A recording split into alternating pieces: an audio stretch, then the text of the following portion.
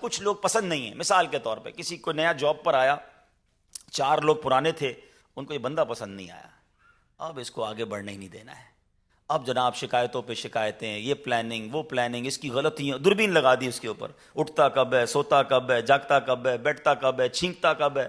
یار دوربین تو آپ کسی پر بھی لگا دیں نا. ہم میں سے کوئی بھی ایسا نہیں ہے, واللہ میں اپنی مثال دیتا ہوں, اگر میرے پیچھے 5 آدمی لگا دینا تو روز کی 200 میری مسٹیک نکالیں گے, کیونکہ میں انسان ہوں, غلطیوں سے مبرہ کوئی نہیں ہے. لیکن اگر پلان ہی کر لیا ہے کہ اس بندے کی جاب چھڑوانی ہے, اس نے میرے سامنے بات کی تھی نا, اس نے مجھے بڑی آواز میں جواب دیا تھا, میرے سامنے بدتمیزی کی, ہو گئی غلطی. لیکن آپ جاب چھڑوانا یا کسی کو ذلیل کرنے کا اور اس کو فارغ کرنے کا مقصد سمجھتے ہو؟ پیچھے پوری فیملی ہوتی ہے, وہ بعض اوقات پوری فیملی کا اکیلا کمانے والا ہوتا ہے. آج کے دور میں جاب ملنا آسان نہیں. تم نے نوکری تو نہیں لگوائی کسی کی, مگر پلان کر کے کسی کو بے روزگار کر دیا. کبھی سوچا آپ نے یہ کتنی بڑی تکلیف ہے آج کے دور میں؟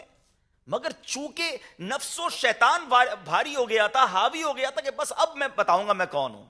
کر لو گے, نہ ایچ او ڈی کو پتا چلے گا, نہ مجلس کو پتا چلے گا, اور آپ نے رپورٹ بھی ایسی بنائی کہ بندہ کہے گا فارغ ہی کرو بھائی, آدمی بالکل ٹھیک نہیں ہے. لیکن وہ رپورٹ بنانے والا سوچے کہ یہ دیانت پر مبنی ہے یا یہ دشمنی پر مبنی ہے, یہ سوچے. کیونکہ وہ پوری فیملی جب رات کو روئے گی, وہ بچے جب رات کو بھوکے سوئیں گے یا اس کے والد کی تکلیف دیکھیں گے, تو یہ وہ ہائے ہے. بد دعا کرنے کے لیے ہاتھ اٹھانا ضروری نہیں ہے.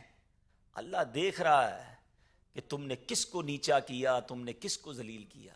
زندگی ایسی گزارو کہ ہاتھ پکڑنے والے بنو.